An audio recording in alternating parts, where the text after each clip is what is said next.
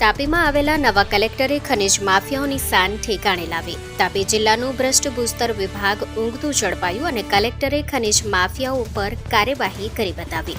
પ્રાંત અને મામલતદારની ટીમે કુકરમુંડા તાલુકામાં રેતી લીઝ પર રેડ કરતા ભૂમાફિયાઓમાં ફફડાટ ફેલાયો.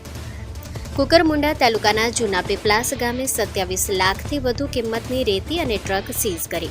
જૂના પીપલાસ ગામે આવેલ અલ્પેશ બાબુભાઈ પંચાલની રેતીની લીઝ ઉપર આકસ્મિક તપાસ હાથ ધરવામાં આવી. આ અલ્પેશ બાબુભાઈ પંચાલની નીજર અને કુકરમુંડામાં આવેલ અન્ય રેતી લીઝો અને સ્ટોપ પર રેડ કરવામાં આવે તો કરોડો રૂપિયાની રેતી ચોરી ઝડપાવવાની શક્યતા.